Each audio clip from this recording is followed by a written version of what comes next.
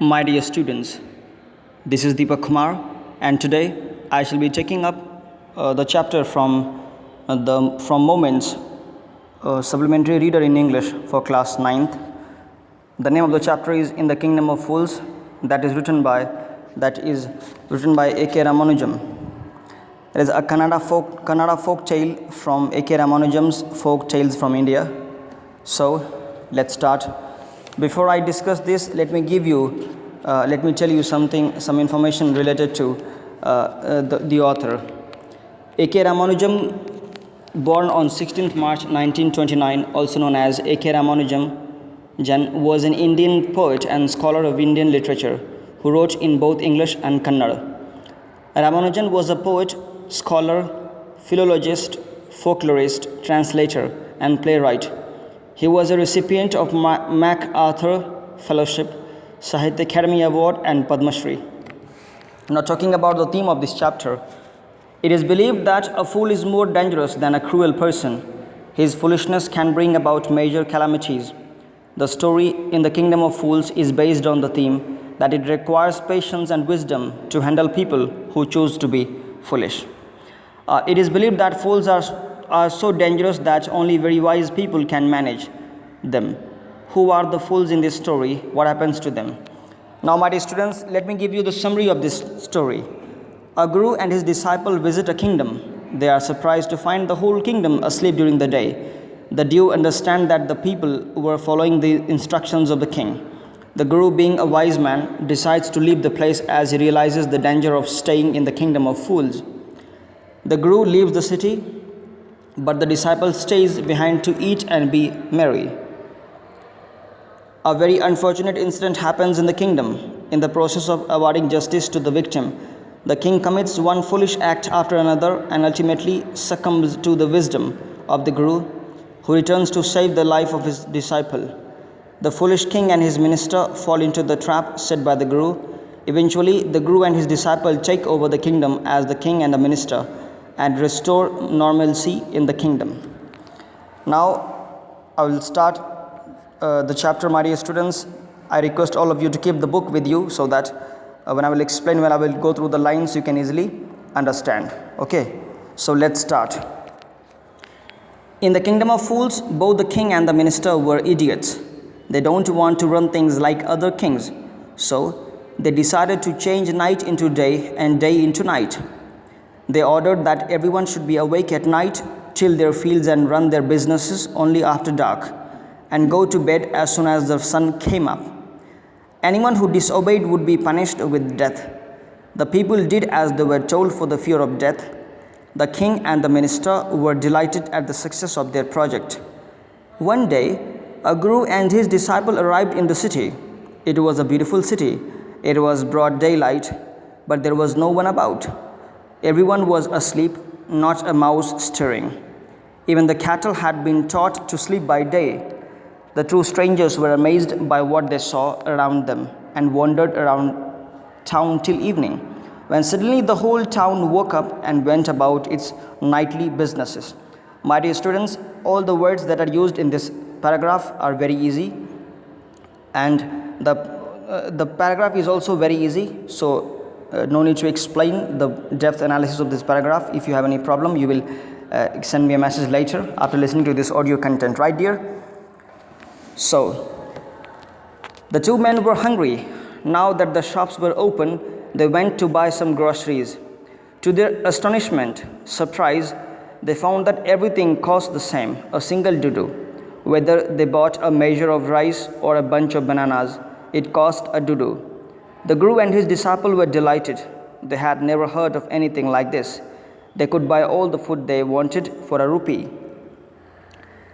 When they had cooked and eaten, the guru realized that this was a kingdom of fools and it would not be a good idea for them to stay there. This is no place for us, let's go, he said to his disciple. But the disciple didn't want to leave the place. Everything was cheap here. All he wanted was good, cheap food. The guru said, "They are all fools. This won't last very long, and you can't tell what they will do to you next. So the place was kingdom of fools, and the Guru did not want to stay there. But the disciple, he was willing to stay there because he wanted to consume lots of food. But the disciple would not listen to the Guru's wisdom. He wanted to stay. The Guru finally gave up and said, "Do what you want, I'm going," and left. The disciple stayed on, ate his fill every day, bananas and ghee and rice and wheat, and grew fat like a street side sacred bull. So Guru left the place, and the disciple enjoyed the food items there, and he grew fat like a street side sacred bull. One bright day, a thief broke into the rich merchant's house. He had made a hole in the wall and sneaked in. And as he was carrying out his loot, the wall of the old house collapsed on his head and killed him on the spot. His brother ran to the king and complained, "Your Highness, when my brother was pursuing his ancient trade, a wall fell on him and killed him. This merchant is to blame. He should have built a good, strong wall. You must punish the wrongdoer and compensate the family for this injustice." See, this is the case. The king said, "Justice will be done, don't worry," and at once summoned the owner of the house. When the merchant arrived, the king questioned him, "What's your name?" "Such and such, Your Highness." Were you at home when the dead man burgled your house?" "Yes, my lord. He broke in and the wall was weak. It fell on him." The accused pleads guilty. "Your wall killed this man's brother. You have murdered a man. We have to punish you." "Lord," said the helpless merchant, "I didn't put up the wall. It's really the fault of the man who built the wall. He didn't build it right. You should punish the man who built the wall." "Who is that?" "My lord, this wall was built in my father's time. I know the man. He is an old man now. He lives nearby." The king sent out messengers to bring in the bricklayer who had built the wall. They brought him, tied hand and foot. "You there, did you build this man's wall in his father's time?" "Yes, my lord, I did." "What kind of wall is this that you built? It has fallen on a poor man and killed him. You have murdered him. We have to punish you by death." Before the king could order the execution, the poor bricklayer pleaded, "Please listen to me before you give your orders. It's true, I built this wall and it was no good. But that was because my mind was not on it. I remember very well a dancing girl who was going up and down that street all day with her anklets jingling, and I could not keep my eyes on my mind on the wall I was building. You must get the dancing girl. I know where she lives." So my students, see how the story moves on. A burglar enters in a merchant's house, and while he looted all the materials, and he was going with his collected loot, the wall broke on his head. The wall broke and fell on his head, and he was died. So the king summoned to the merchant. The burglar's brother complained in front of the king about that accident, and he requested that the merchant should be punished because of making a weak wall. The king ordered him, and the king was about to punish him, but he said that, "Sir, I didn't make the wall. Please punish the bricklayer." The king summoned the bricklayer. The bricklayer was called, and the bricklayer said that, "Sir, I am not responsible for making that fragile wall, the weak wall, because while I was making that, a dancing girl was moving here and there, and because of her anklet, jingling anklet, the sound coming from her anklet, I was not fully concentrated on my work, and because of that I made a fragile wall, and the wall fell on the burglar's head, and the burglar lost his life. So you should punish that dancing girl." "You are right. The case deepens. We must look into it. It is not easy to judge such complicated cases. Let's get the dancer. Where is she? Wherever she is." The dancing girl, now an old woman, came trembling to the court. "Did you walk up and down that street many years ago while this poor man was building a wall? Did you see him?" Yes, my lord, I remember it very well. So, you did walk up and down with your anklets jingling. You were young and you distracted him. So, he built a bad wall. It had fallen on a poor burglar and killed him. You have killed an innocent man. You will have to be punished. See, my dear students, the case. She thought for a minute and said, My lord, wait. Before you punish me, please wait. I know now why I was walking up and down that street. I had given some gold to the goldsmith to make some jewelry for me. He was a lazy scoundrel. He made so many excuses, said he would give it now and he would give it then.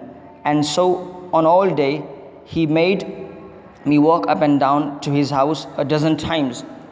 That was when this bricklayer saw me. It's not my fault, my lord, it's the damned goldsmith's fault. Poor thing, she's absolutely right, thought the king. Waiting the evidence, we have got the real culprit at last. Get the goldsmith, wherever he is hiding, at once. The king's bailiffs searched for the goldsmith, who was hiding in a corner of his shop. When he heard the accusation against him, he had his own story to tell. My dear students, today I will stop here, and in the next video content, in the next audio content, I will explain the other part of the story. And meanwhile, you can listen to that. You can also go through the lines of the story. As I have already told you, this story has simple words. A.K. Ramanujan has written the story in a very simple way by using very simple words. So no need to worry about the difficulty of these words, of the words given here. Meanwhile, let me tell you some of the words, like a disciple means follower, devotee, student. Groceries means items of food sold in a grocery or supermarket. Dudu means Kannada word, money or coin. On page number 20, you will find out these words. Sacred means holy, blessed. Sneaked means get in without being noticed. Pursuing means following or chasing. Compensate means repay or reimburse for a loss. On page number 21, you will find out these words. Burgled, robbed, execution, capital punishment, death penalty. Anklets, ornaments worn around the ankle. On page number 22, you will find out these words. Damned, used to express anger or frustration. Cursed, condemned. Bailiffs means official in the court of law. My dear students, I hope you will go through the chapter. In the next class, I will discuss the other part of the story and the question answers of the story. Thank you.